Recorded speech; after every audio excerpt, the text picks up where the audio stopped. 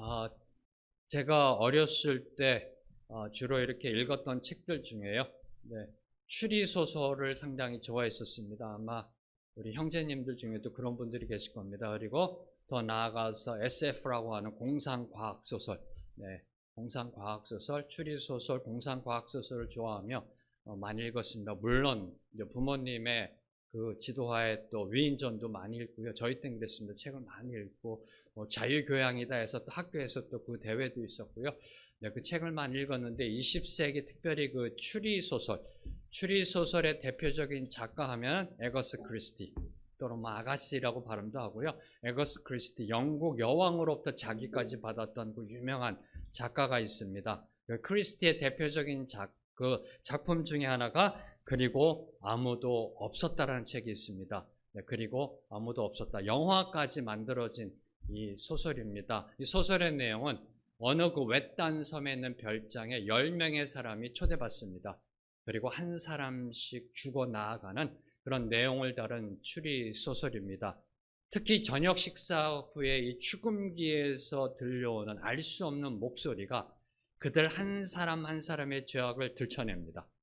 그리고 한 사람씩 죽어 나갈 때마다 남아있는 사람들은 이제 그 죽음의 공포, 그 죽음의 두려움을 느끼기 시작합니다.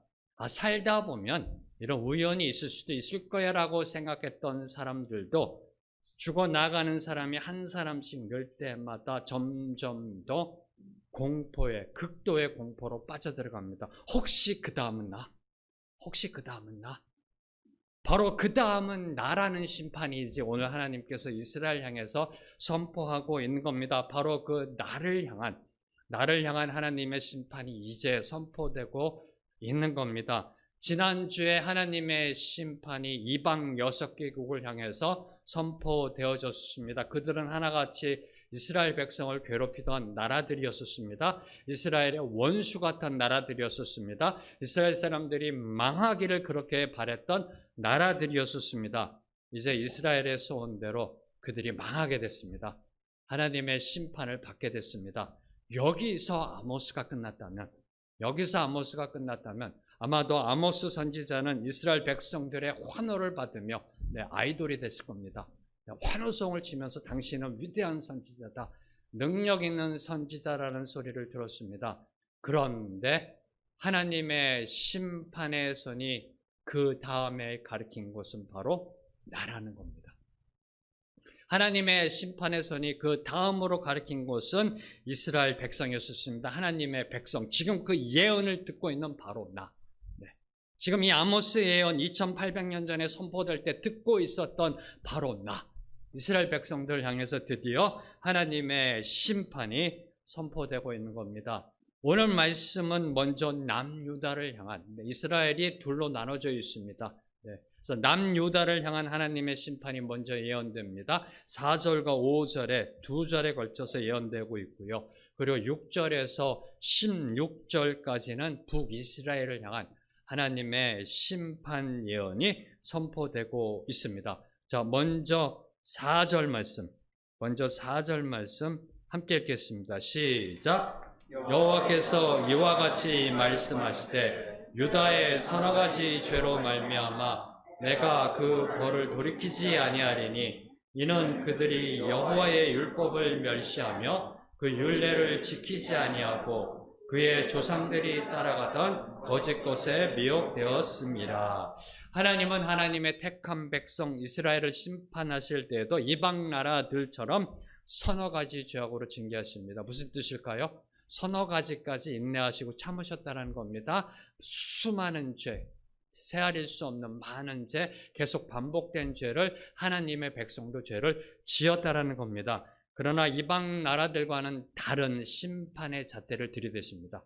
심판의 기준이 달라집니다. 두 가지가 남유다를 향해서 선포되고 있습니다. 먼저 첫째는 여호와의 율법을 멸시하며 그 율례를 지키지 않은 죄.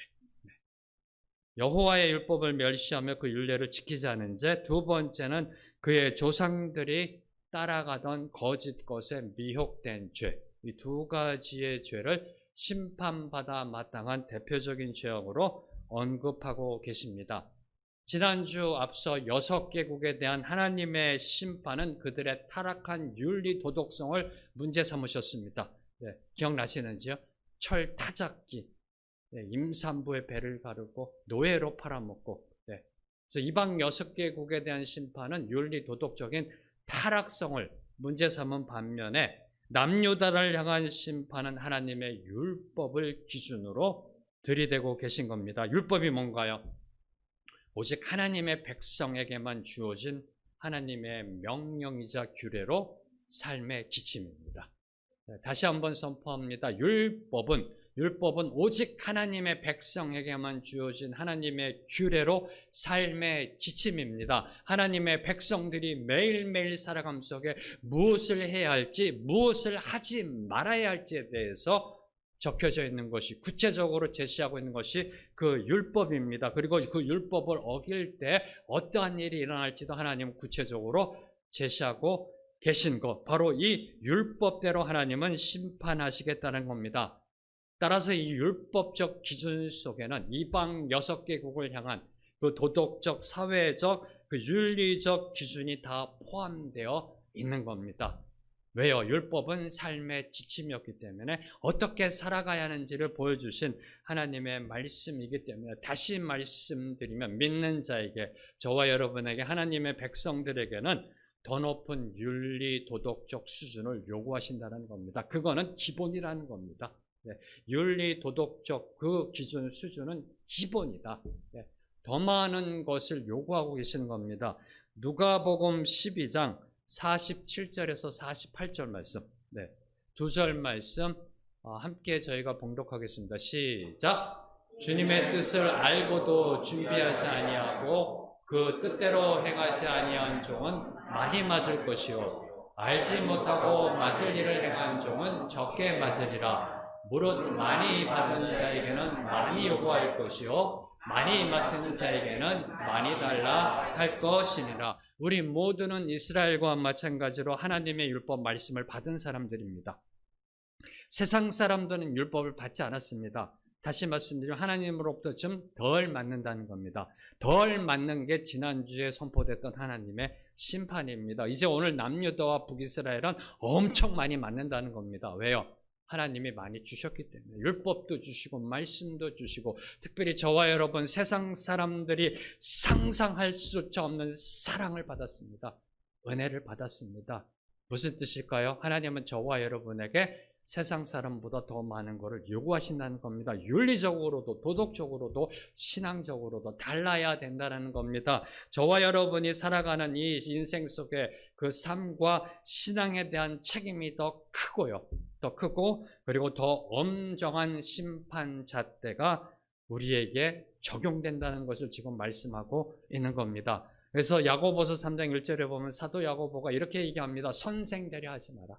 선생되려 하지 마라. 하나님이 2배의 책임을 물으신다라고 선포하고 계십니다. 지금 여러분의 삶은 어떠하신지요? 하나님의 백성입니다. 하나님의 구원받은 자들입니다. 십자가의 사랑을 받은 사람들입니다. 아니신지요? 그러면 여러분의 삶은 어떠하신지요? 네, 여러분의 삶은 하나님과 세상 앞에 떳떳하게 내놓을 수 있는 인생이신지요? 여러분이 혼자 계실 때 그 삶, 그 행동, 세상 사람 앞에 그대로 보여줄 수 있으신지요? 떳떳하신지요? 세상과 하나님 앞에 인정받고 계신지요? 하나님을 믿는다 하면서도 세상 사람들 수준에 살아가는 사람들은, 다시 선포합니다. 하나님을 믿는다 하면서 하나님의 구원받은 백성이라 하면서 교회 나오면서 하나님께 경배드리고 찬양하며 예배드린다 하면서 세상 사람들 수준처럼 살아간다면 기억하십시오. 남유다에 임했던 심판이 임한다라는 겁니다. 공갈 협박하는 게 아닙니다. 야, 오늘 황 목사 단단히 별렀나 봐. 우리 협박하네. 협박이 아닙니다. 역사적 실제라는 겁니다. 아모스를 통해서, 성경을 통해서, 예언서를 통해서, 이스라엘 역사를 통해서 바로 그 하나님의 혼톡한 심판이 임했던 겁니다. 무엇 때문에요? 하나님은 더 많은 은혜와 사랑을 베풀어 주셨는데 그에 합당하게 살지 못했으니까. 세상에 바라보는 윤리 도덕적 기준도 제대로 지키지 못하고 살아갔으니까 하나님의 심판을 피할 수 없었다라는 겁니다. 여러분의 삶은 과연 어떠한 삶이신지요? 네. 아니, 우리 신앙인의 차원을 뛰어넘어서 그냥 인간적으로 볼 때 여러분의 삶은 과연 어떠한 모습인지요? 여러분의 자녀들에게 떳떳하게 보여줄 수 있는 삶이신지요? 두 번째로 언급되는 유다의 죄악은 그의 조상들이 따라가던 거짓 것에 미혹된 죄라고 이야기하고 있습니다. 자, 그러면 왜 여기서 거짓 것이라는 것, 그의 조상들이 따라가던 거짓 것에 미혹된 죄다. 여기에서 거짓 것이란 것은 우상을 의미합니다. 우상을 의미합니다. 자, 그러면 왜 아모스는, 아니 하나님은 이 우상을 거짓 것이라고 표현했을까요? 우상을 거짓 것이라고 표현했을까요? 이 거짓 것이라는 원어 속에는 헛되다라는 의미가 있습니다. 헛된 것. 다시 말씀드리면 우상은 실제로 존재하는 것이 아니라는 겁니다. 우상은 실제로 존재하는 것이 아니라 인간들 스스로 만들어낸 세 가지의 허 시리즈라는 겁니다. 허무, 허구, 허상. 허참은 아닙니다. 네, 감사합니다. 웃어주셔서. 네, 네. Three 허구요, 허무요, 허상이라는 겁니다. 그리고 하나 더가 있습니다. 이걸 믿으면 허망해진다는 겁니다. 네. 바로 그것을 이야기하고 있는 것이 거짓 것이라는 겁니다. 거짓. 우상이 인간을 타락하게 만드는 것이 아니라 인간의 탐심이 만들어낸 어떤 것이 바로 우상이라는 겁니다. 네. 알고 계시는지요? 이것이 우상이라는 것? 그런데 문제는 그런 헛된 것, 그런 우상을 과거 하나님의 백성, 이스라엘 백성들이 추종하였고 지금 그 후손들이 그 헛된 것을 따라하고 있다는 겁니다. 그걸 지금 하나님은 지적하고 계시는 겁니다. 거짓된 것, 헛된 것, 그것을 그 조상들도 따라했는데 그 후손들도 지금 그대로 답습하고 있다는 겁니다. 다시 말해 이스라엘 사회에서 우상 숭배가 하나의 종교적 전통이 되었고 하나의 문화, 사회적 풍습이 되었음을 하나님이 고발하고 정죄하고 계시는 겁니다. 종교적 전통이 되었고요. 문화적 관습이 되었고요. 사회적 습관이 되었어요. 뭐가요? 우상 숭배가. 그럼 왜 거짓것 우상 숭배를 답습했던 것일까요?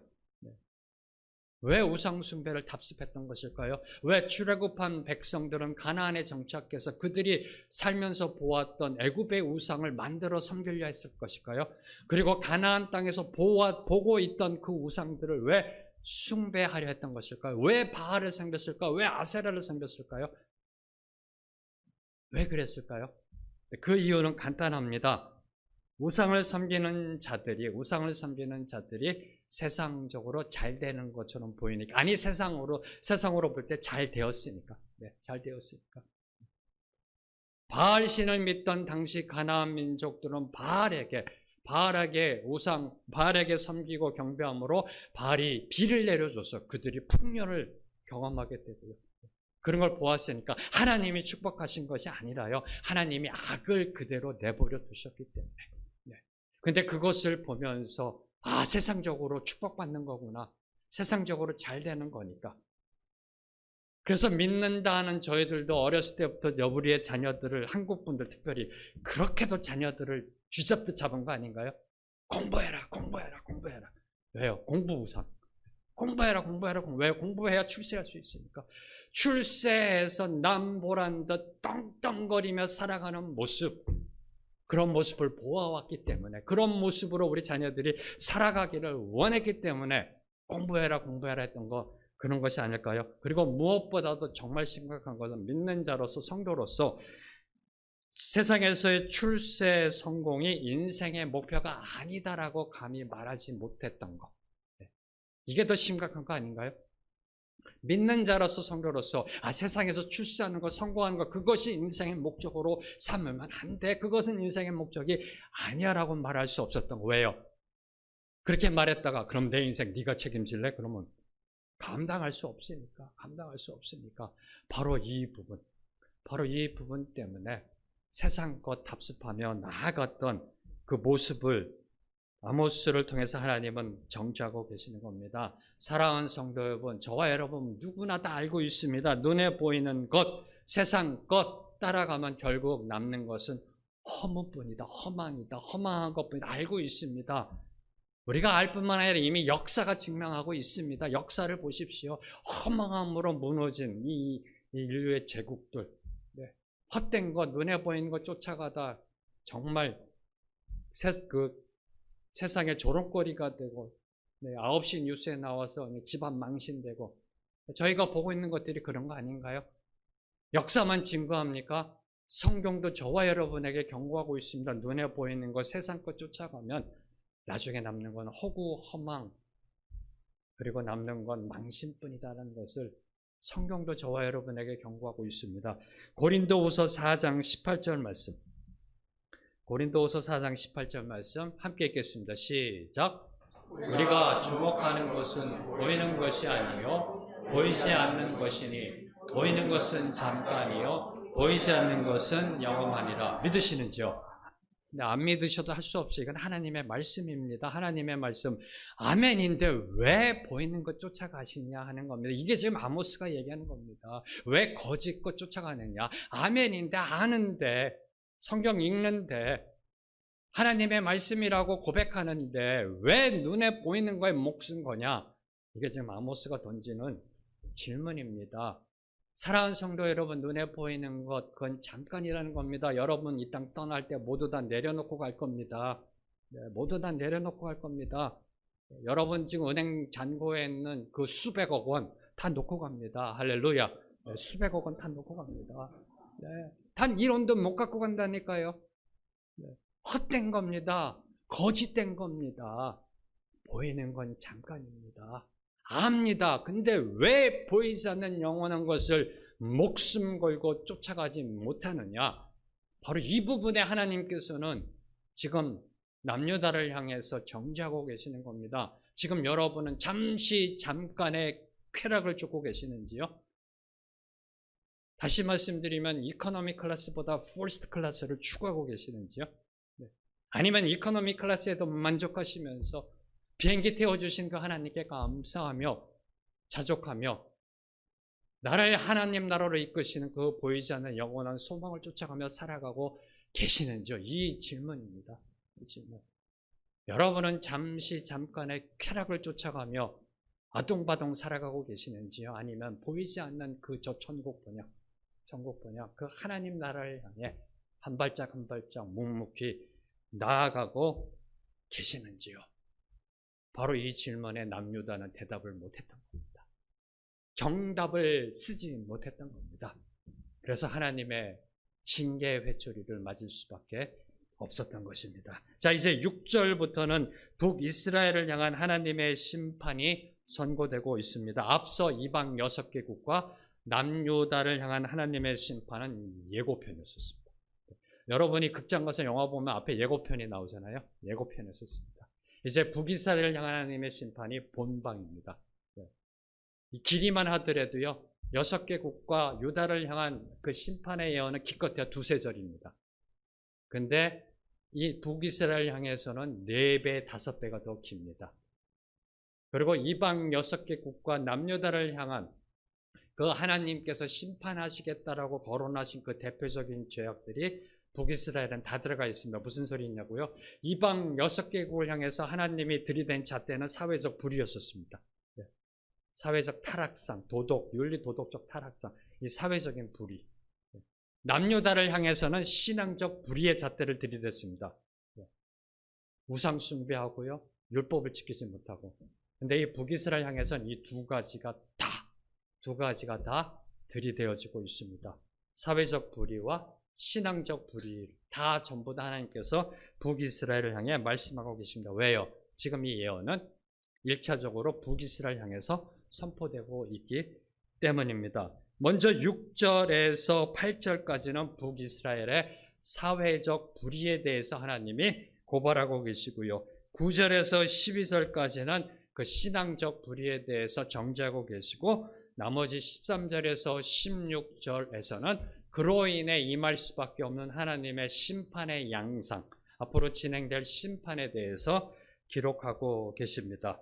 먼저 6절에서 8절 말씀, 6절에서 8절 말씀 함께 읽겠습니다. 시작. 여호와께서 이와 같이 말씀하시되 이스라엘의 서너 가지 죄로 말미암아 내가 그 벌을 돌이키지 아니하리니 이는 그들이 은을 받고 의인을 팔며 신한 켤레를 받고 가난한 자를 팔며 힘없는 자의 머리를 티끌먼지 속에서 발로 밟고 연약한 자의 길을 굳게 하며 아버지와 아들이 한 젊은 여인에게 다녀서 내 거룩한 이름을 더럽히며 모든 제단 옆에서 전당 잡은 옷 위에 누우며 그들의 신전에서 벌금으로 얻은 포도주를 마심이니라. 네, 6절에서 8절까지 사회적 불의에 대해서 이야기하고 있습니다. 목사님이 그래도 북이스라엘은 철타잡기 임신부의 배를 가르고 안 나오네요. 아니요, 이거는 기본입니다. 여러분이 이스라엘 역사를 보면은 이스라엘이 다른 나라를 침공했을 때 그와 못지않은 참혹한 범죄를 저질렀습니다. 그것은 기본이고요. 기본이고, 네, 대표적인 죄악, 심판받을 수밖에 없는 모습을 이야기하고 계시는 겁니다. 아모스는 북이스라엘의 사회적 불의를 다루면서 제일 먼저 가진 자들, 부한 자들이 없는 자, 힘없는 자, 약한 자를 탄압하고 착취한 악행에 초점을 맞추고 있습니다. 네. 세 가지를 얘기하고 있습니다. 먼저 6절을 보면은 은을 받고 의인을 팔며 신 한 켤레를 받고 가난한 자를 팔며, 가난한 자를 팔며, 이 시적 비유적인 표현입니다. 이는 경제적 이익을 위해서 사람을 노예로, 종으로 팔고 산 인신매매 죄악을 지금 하나님께서 가리키고 있는 겁니다. 의인이 돈을 갚지 못했기 때문에 은을 받고 팝니다. 그리고 무엇보다도 정말 힘든 것은, 정말 묵과할 수 없는 죄는 신 한 켤레 값을 갚지 못했다고, 갚지 못했다고 노예로 팔아버리는 이런 극악무도한 죄, 이런 죄를 지금 북이스라엘 속에서 일어나고 있었던 겁니다. 이는 물론 당시 법적으로 아무런 하자가 없는 조치입니다. 돈을 갚지 못했기 때문에 단 1원을 갚지 못해도 부도처리 납니다. 그거는 사회적인 법입니다. 물론 법적으로 아무 문제가 없는 조치입니다. 그런데 문제는 하나님도 그들에게 철저히 법대로 들이시겠다는 겁니다. 너희들이 법대로 시행하느냐? 그럼 나도 법대로 너희들에게 들이미겠다. 야고보서 2장 13절에 보면 사도 야고보는 긍휼을 행하지 아니하는 자에게는 긍휼 없는 심판이 임한다. 바로 이 잣대로 하나님께서 북이스라엘을 심판하셨던 것입니다. 두 번째 사회적 불의는 7절에 보면은 힘없는 자의 머리를 티끌먼지 속에 발로 밟고 연약한 자의 길을 굽게 하며, 이게 무슨 뜻일까요? 힘없고 빈곤한 사회적 약자를 착취합니다. 그리고 멸시합니다. 탄압하는 반인륜적 범죄를 고발하고 있는 겁니다. 이는 당시 사회가 다른 사람의 것이라면 이 탐욕을 부립니다. 그런데 다른 사람의 것이라면 그의 머리에 붙은 티끌까지도 탐했던 그러한 사회였음을, 다른 사람 걸 뺏고자 하는, 아니 다른 사람이 잘 되는 꼴을 못 보고 내가 저걸 밟고 일어나야 되겠다, 밟고 일어나야 했던 그런 정말 타락한 사회상을 보여주고 있는 것이 이 힘없는 자의 머리를 티끌먼지 속에서 발로 밟는다라는 뜻입니다. 그리고 마지막으로 8절을 보면은 모든 제단 옆에서 전당 잡은 옷 위에 누우며 그들의 신전에서 벌금으로 얻은 포도주를 마심이니라. 율법에 보면은 가난한 자가 돈을 빌릴 때 담보로 맡겼던 겉옷은 해가 질 때 돌려주게 되어 있습니다. 그런데 그것을 돌려주지 않고 그 겉옷, 그 웃옷 위에 누워 있다라는 겁니다. 그것을 돌려주지 않고 사회적 약자의 그 상황을 돌보지 않고 있음을, 그리고 무엇보다도 갈취한 이윤으로 구입한 포도주를 즐기고 있는, 축제를 벌이고 있는, 부당한 이익을 취한 걸로 사기친 돈으로, 탈세한 돈으로 포도주 파티를 열고 있는, 수영장에서 파티 열고 있는 겁니다, 지금. 그러한 타락한 삶을 고발하고 있는 겁니다. 어디서요? 8절에 보면 어디서 그렇게 하고 있다고요? 어디서 지금 파티 열고 있다고요? 모든 제단 옆에서. 모든 제단 옆에서. 이는 당시 예배가 얼마나 가식적이고요, 얼마나 외식적이고 인본주의적 종교였는지를 시사하고 있는 겁니다. 입술로는 하나님, 입술로는 찬양합니다. 경배합니다. 오 할렐루야 하면서 한 손에는 포도주잔을 들고요. 수영장 파티에 수영복 입고서 음란하게 타락하며 할렐루야 하면서 하고 있는 이 모습입니다. 가식적이고 위선적이고요. 다시 말씀드리면 삶 따로 신앙 따로의 삶을 살고 있었던, 주일과 월요일부터 토요일을 구분해서 살아가고 있는, 교회 문 딱 닫고 나가자마자 담배 한 대 피면서 이제 내 세상이다.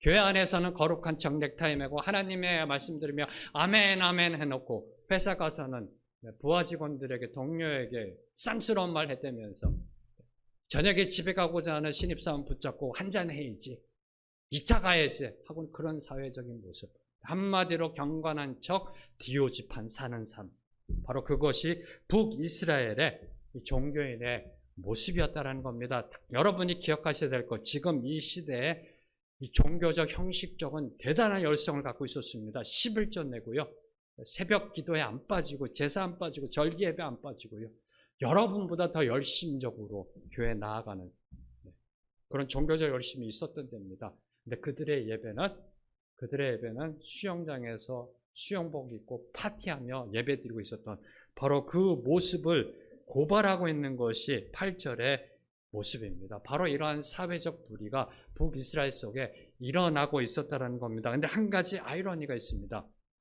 당시 그 사회는 먹고 살기 힘든 시대가 아니었었습니다. 정말 힘들면 이해가 됩니다. 나 살기 위해서 신 한 켤레 값이라도 받아야 되겠다. 그렇죠? 나 살기 위해서 남 머리에 있는 티끌이라도 좀 갖고 와야 되겠다가 이해가 되는데요. 이 시대는 이스라엘 역사 속에 가장 부강했던 시대입니다. 돈이 많았던 시대입니다. 경제적으로 풍성했던 시대입니다. 그런데 왜 이렇게 사회적 약자가 많았고 왜 이렇게 많은 사람들이 고통받았는가, 경제적 빈곤으로 인해 고통당해야만 했는가, 바로 이 질문입니다. 사회적 구조적인 문제 때문에 그렇습니다. 당시 힘있고 부유한 자들이 가난한 자들에게 돈을 빌려줍니다. 거기에 고리대금을 얹힙니다. 고리대금을 얹히고요, 이를 갚지 못할 경우 그들의 재산이든 그들의 신체든 재산을 압수하거나 또는 그의 신체를 노예로 팔아버리는 그러한 사회적인 타락상이 있었기 때문입니다. 가진 자들은 이를 당연한 경제적 논리로 여겼을 것입니다. 아니, 사실 동서고금을 막론하고요, 빌린 돈을 갚지 못하면 그에 대한 대가를 치르는 것은 당연한 이치입니다. 맞습니다. 그렇죠? 빌린 돈을 갚지 못하면 그에 상응하는 대가를 치르는 것은 당연한 이치입니다. 이것이 세상의 논리입니다. 이것이 이 땅을 살아가는 우리의 경제 논리입니다. 그런데 하나님의 논리는 다르다는 겁니다. 이것을 지금 하나님은 말씀하시고 싶은 겁니다. 지금 너희들이 아무런 법적 하자 없이 너희들이 세우는 법에 따라 그렇게 해나가고 있지만 나의 원리, 나의 논리, 나의 기준은 다르다라는 겁니다. 잠언서 14장 31절 말씀, 잠언서 14장 31절의 말씀을 보면은 가난한 사람을 학대하는 자는 그를 지으신 이를 멸시하는 자요, 궁핍한 사람을 불쌍히 여기는 자는 주를 공경하는 자니라. 이것이 바로 하나님 나라의 논리라는 겁니다. 세상 논리는 가난하건 부하건 갚지 못하면 그에 대한 대가를 치르게 하는 거고요. 하나님 나라의 논리는 갚지 못하는 자들에게 긍휼을 베푸는 것이 하나님 나라의 논리임을 강조하고 있는 겁니다. 가난한 자, 힘없는 자를 돕는 것은, 가난한 자, 힘없는 자, 연약한 자를 돕는 것은 와, 칭찬받아 마땅한 사회적 미덕이 아니라는 겁니다. 다시 정리합니다. 가난한 자를 도와주고요, 힘없는 자를 도와주고요, 구제하고 긍휼을 베푸는 것이 칭송받아 마땅한 사회적 미덕이 아니라, 우리가 칭송해야 될 것이 아니라 성도로서 마땅히 행해야 할 기본적인 의무라는 겁니다. 이것이 성경에서 저와 여러분에게 교훈하고 있는 겁니다. 북이스라엘의 사회적 불의를 통해서 저와 여러분에게 경고하고 있는 겁니다. 가난한 자, 연약한 자, 힘든 자를 도와주는 것은 성도의 기본적인 의무다. 왜요? 하나님이 율법에 그렇게 하라라고 정해 놓으셨기 때문입니다. 아니, 명령하셨기 때문입니다. 특별히 이 신명기를 보면 하나님은 가난한 자를 도우라고 명하실 뿐만 아니라 돕는 방법까지도, 저희가 상반기에 신명기 큐티를 했습니다. 거기 보시면 11조 갖고서도 가난한 자를 돕는 방법까지도 하나님은 제시하고 계시다는 겁니다. 뭘 말씀하시는 걸까요? 가난한 자를 착취하고 억압하는 것뿐만 아니라 그를 돕지 아니하는 것도 죄라는 겁니다. 아니, 목사님, 그러면 우리가 어떻게 모든 가난한 자를 돕는가요? 아니, 우리가 아는 사람, 우리 주위에 내가 알고 있는 가난한 자를 돕지 않는 것도 죄라는 겁니다. 물론 여기서 이야기하는 가난이라는 것은 삶을 살아갈 수 없을 정도의 가난을 이야기하는 겁니다. 그래서 조금 힘든 가난함이 아니라 삶을 지탱할 수 없는 가난함. 우리가 아는 사람이 있는데 그 사람을 돕지 않으면 죄라는 겁니다. 불특정 다수의 가난한 사람을 이야기하는 것이 아니고요. 그래도 그렇지 어떻게 남을 돕지 않는 것이 죄가 될까요? 받아들이기 어려우신가요? 도덕적으로는 비난받아 마땅한 건 맞는데 어떻게 가난한 자를 돕지 않았다고 죄인이라고, 너 죄졌다라고 말할 수 있을까요? 혹시 여러분 사마리아 법이라고 들어보셨는지요?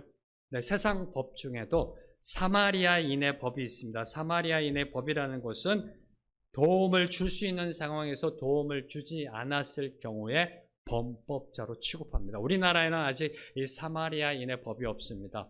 예를 들어 프랑스 형법을 보면은요, 어떤 사람이 어려움에 처했을 때 그를 구조하지 않았을 경우, 물론 내가 위험에 처하지 않는다라는 조건 하에, 내가 위험에 처하게 될 경우에는 도와주지 않아도 됩니다. 그러나 내가 위험에 처하지 않는 상황 속에서도 어려움에 빠진 자를 도와주지 않게 될 경우에는 징역형 내지는 벌금형에 처한다라고 프랑스 형법에 규정되어 있습니다. 세상 법도 남을 돕지 않으면 범법자로 취급하고 있는데 하나님의 그 신명기, 하나님의 율법에 분명하게 저와 여러분에게 선포하고 있는 겁니다.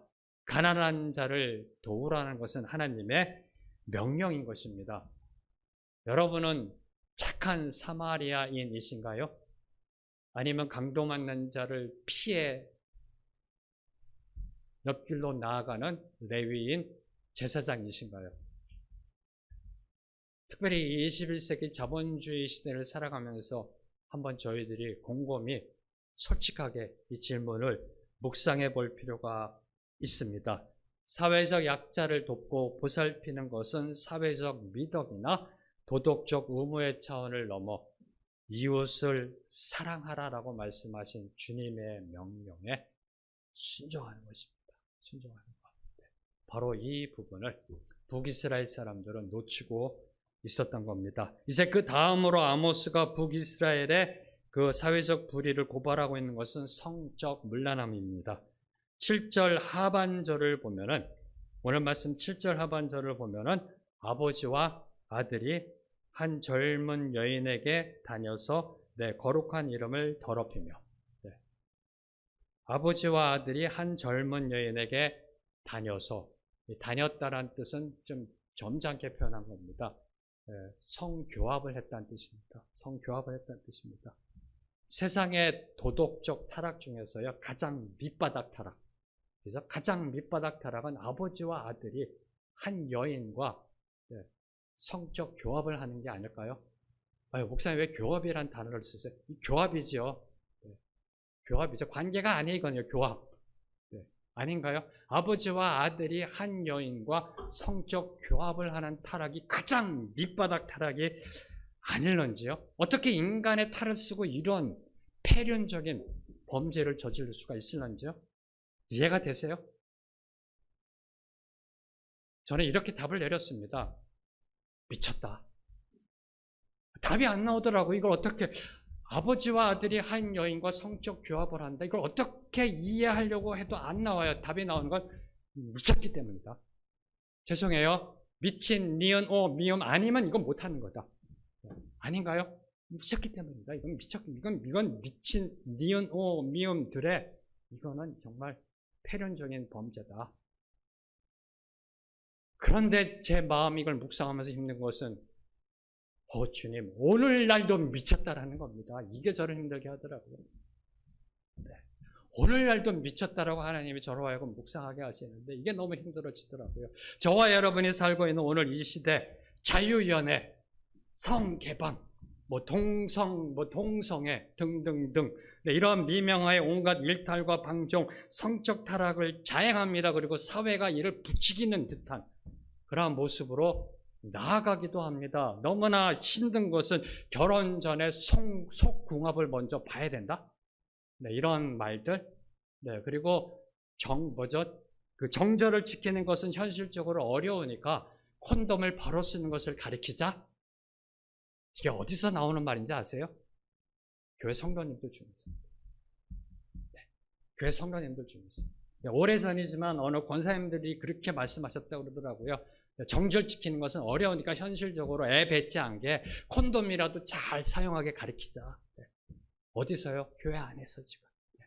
결혼하기 전에 속궁합을 먼저 봐야 이혼율이 떨어진다. 어디서요? 교회 안에서. 네.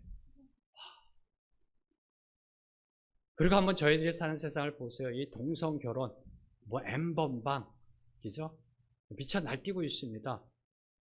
그래도요, 아버지와 아들이 한 여인과 성적 교합은 안 하잖아요. 아니, 타락업소를 같이 다니면은 자기도 모르게 성적 교합하는 거 아닐까요?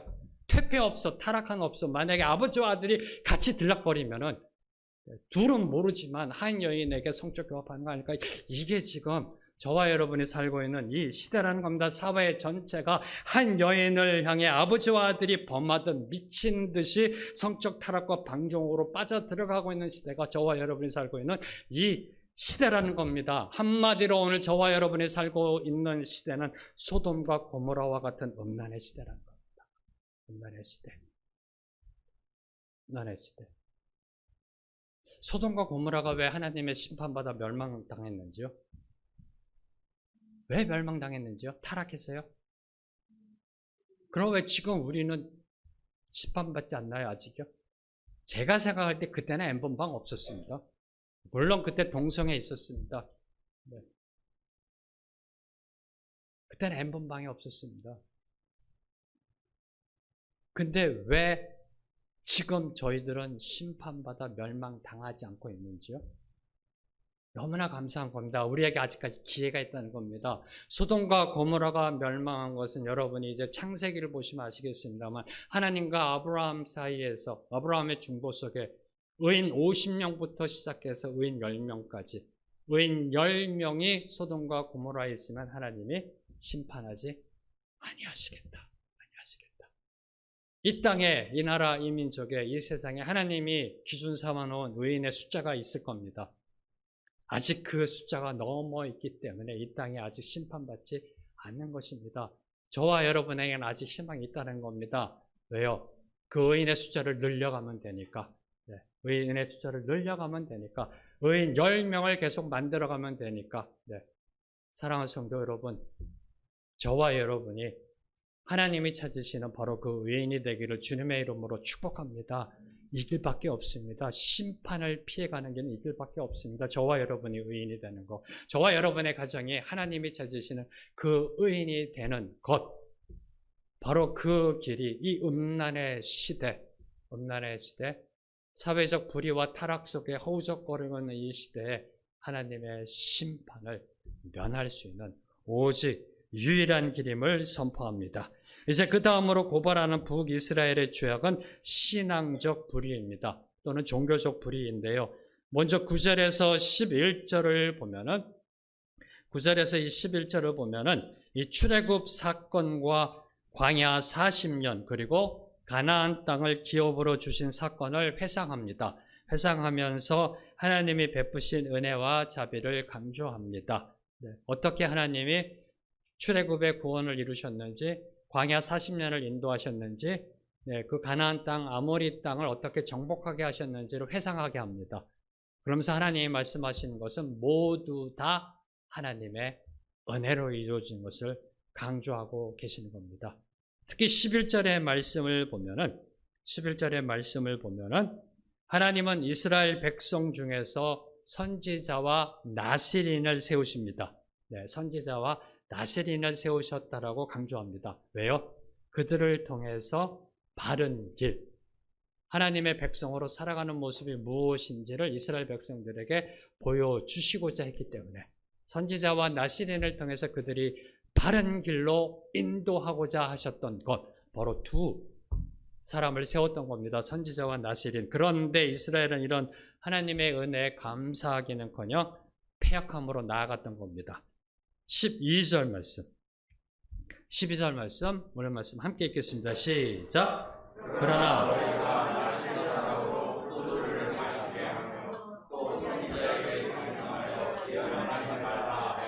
네, 나시린이 누군가요? 네, 나시린 또는 옛날 개역에서 보면 나시르라고 되어 있고요. 네. 성경에 보면은 삼손이 대표적인 나시린입니다. 네, 물론 좀 이렇게 타락했지만은 네, 나시린은 특별한 서약을 통해서 이 세속으로부터 자신을 거룩하게 구별한 사람, 하나님께 헌신한 사람입니다. 이 나시린, 물론 전 인생을 바칠 수도 있고요. 특별한 기간, 성경에 보면 사도 바울이 특별한 기간 하나님께 서원한 나시린의 서약을 한 것이 기록되어져 있습니다. 세속적인 것으로부터 거룩하게 구별하여 하나님께 헌신된 자, 바로 이것이 나시린입니다. 이런 나시린은 머리에 삭도를 대지 않았습니다. 하나님이 주시는 그대로, 그리고 포도주와 독주를 마시지 않고 경건한 삶을 살았습니다. 부정한 것을 먹지 않고 율법대로 지키며 살아갔습니다. 한마디로 말하면, 오늘날로 말하면 성령의 사람이었습니다.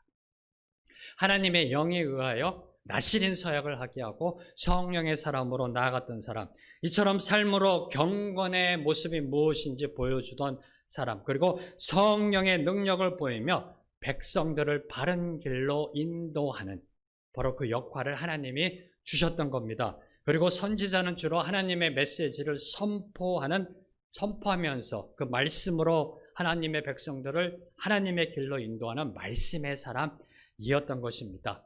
나시린은 성령의 사람, 선지자는 말씀의 사람.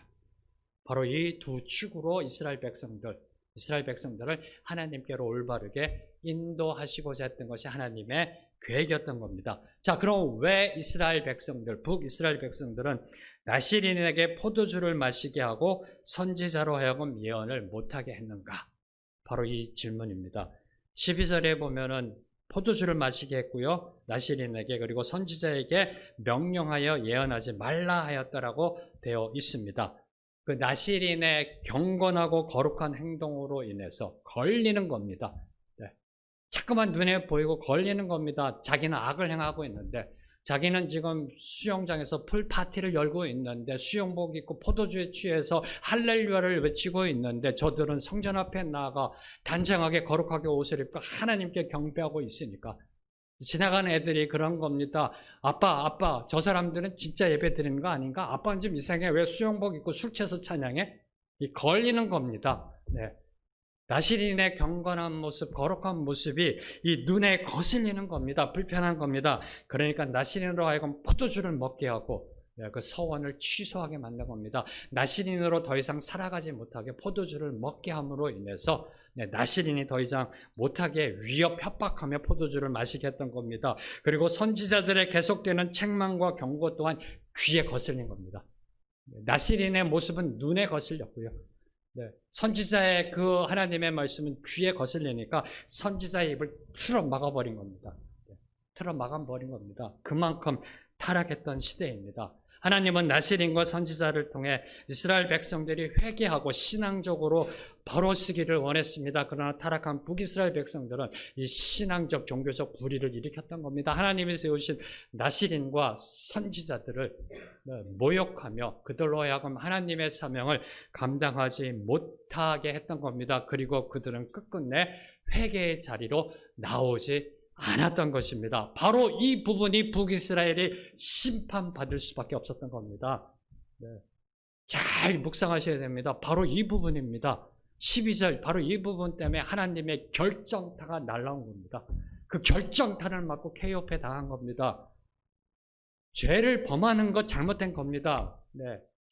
죄를 범하는 거 잘못하는 겁니다. 그러나 그보다도 심각한 악은 하나님이 베푸신 은혜, 참아주신 은혜의 은혜를 배반하고 회개의 기회를 거부하는 것. 누구에게요? 하나님의 백성에게. 죄를 짓는 것보다 더 심각한 죄, 그 악은 기회를 주고 인내하며 참으시는 그 하나님의 은혜를 무시하면서 하나님이 베푸신 그 회개를 거부하는 것, 바로 이것 때문에 북이스라엘은 하나님의 심판받아 멸망했던 것입니다. 단순히 죄를 범했다는 것보다 더 심각한 것은 그분의 은혜를 무시한 겁니다.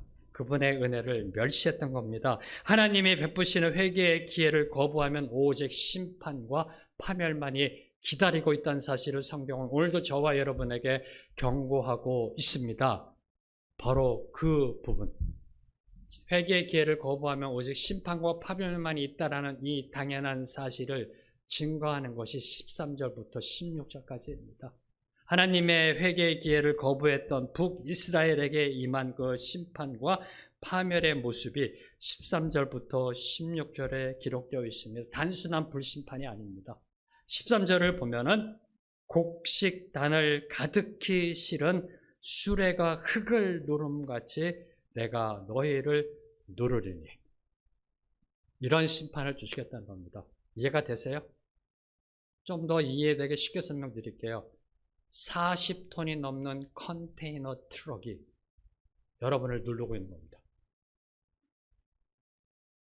40톤이 넘는 컨테이너 트럭이 여러분을 눌러, 저와 여러분을 눌러, 북이스라엘을 눌러 그 어느 누구도 빠져나갈 수 없이 서서히 압사되어 죽어가는 참혹한 심판. 차라리 불심판이 낫습니다. 확 불타서 죽어버리면 되는데요. 40톤 컨테이너에 눌려서 압사돼서 죽어가는 절규와 비명의 소리에 바로 이 심판받을 것을 하나님은 선포하셨던 겁니다. 사랑하는 성도 여러분, 회개하지 않으면 하나님의 백성에게도 세상 사람보다 더 혹독한 심판을 받게 되어 있습니다. 그 어느 누구도 죄로부터 자유로울 수는 없습니다. 그 어느 누구도 죄로부터 자유로울 수는 없습니다. 누구나 죄를 짓고 삽니다. 하나님의 사람, 마음에 합했던 다윗도 죄를 범했습니다. 바로 그가 죄를 범했을 때, 그때도 하나님은 다윗에게 회개의 기회를 주셨습니다. 저와 여러분이 죄를 범했을 때 그 즉시 하나님은 심판의 징계 회초리를 들이대시는 게 아니라는 겁니다. 저와 여러분이 범죄했을 때 하나님은 회개의 기회를 주십니다. 다윗이 밧세바와 간음하고 그녀의 남편 우리아를 모살하는 죄를 범하였을 때 하나님은 나단 선지자를 다윗에게 보내십니다. 그리고 다윗을 찾아간 나단 선지자는 어떤 한 이야기를 들려줍니다. 가난한 사람이 있는데 그가 가족같이 여기는 암양 하나를 기르고 있는데 가축이 많은 부자가 그 암양을 빼앗아갔다는 이야기를 들려줍니다. 그때 다윗이 분노합니다. 이런 천하의 나쁜 사람, 당장 잡아들여 그 죄의 대가를 치르게 하라라고 분노하며 소리를 칩니다. 그때 하나님은 나단을 통해 이렇게 선포하십니다. 바로 그 사람이 너다. 내가 그 사람이다. 내가 그 사람이다. 그때 다윗은 그 즉시 자복하고 회개합니다. 그 다윗의 회개를 통해서 그는 예수 그리스도 앞으로 오실 3,000년 뒤에, 다윗 시대보다 3,000년 뒤에 오실 메시아의 육적 조상이 되는 놀라운 영광의 축복을 누리게 되었던 것입니다. 사랑하는 성도 여러분, 회개는 간음과 살인의 죄악까지도 깨끗이 씻어내는 정결의 능력입니다. 그리고 메시아를 바라보게 되는 내일의 소망을 바라보며 심는 한 알의 씨앗이라는 겁니다. 바로 이 회개가 당시 남유다와 북이스라엘에게 필요했던 것이고요. 그리고 지금 오늘 코로나19 바이러스를 통해 저와 여러분에게 말씀하시는 그 하나님 앞에 저희들에게 필요한 것이 바로 이 회개라는 겁니다.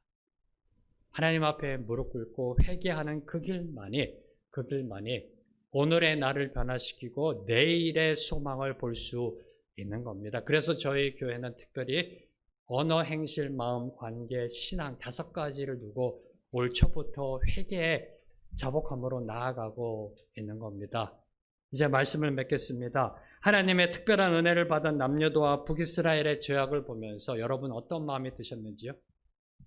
율법을 멸시하고 율법을 따르지 않고요. 거짓된 우상 숭배를 해 나아가고요. 온갖 사회적 불의를 다 저지르고요. 가진 것 조금 있다고, 권력 조금 있다고, 힘없고 어려운 사람들 다 착취하고 억압하고 그들이 갖고 있는 단 이런도 다 뺏어가려고 그러고요. 그리고 뺏은 돈으로 포도주 마셔가면서 하나님 앞에 찬양하고 경배하고 있는 그들의 그런 가식적인 신앙의 모습을 보면서 여러분은 과연 어떤 생각이 드시는지요? 그들보다 나은 삶을 살고 계시는지요? 저와 여러분도 하나님의 넘쳐나는 은혜를 받았습니다. 이스라엘뿐만 아니라 이스라엘은 하나님의 선택받은 백성, 이스라엘 역사 속에 하나님은 수없는 한없는 사랑을 베풀어 주셨습니다. 저와 여러분도 동일한 은혜와 사랑을 받았습니다. 아니 어쩌면 더 많은 은혜를 받았는지도 모릅니다. 그런데 과연 그 은혜 사랑에 합당하게 지금 살아가고 계시는가? 그렇게 살아가고 계시는가? 그 사랑에 합당하게 살아가고 계시는가? 바로 이 묵상이 회개로 연결되지 않는다면, 회개로 이어지지 않는다면 이스라엘에 임했던 심판이 바로 저와 여러분에게 임하게 되어짐을 오늘 말씀은 분명하게 경고하고 있습니다. 사랑하는 성도 여러분, 회개만이 살 길입니다. 네. 회개만이 우리가 다시 일어날 수 있는 유일한 길입니다.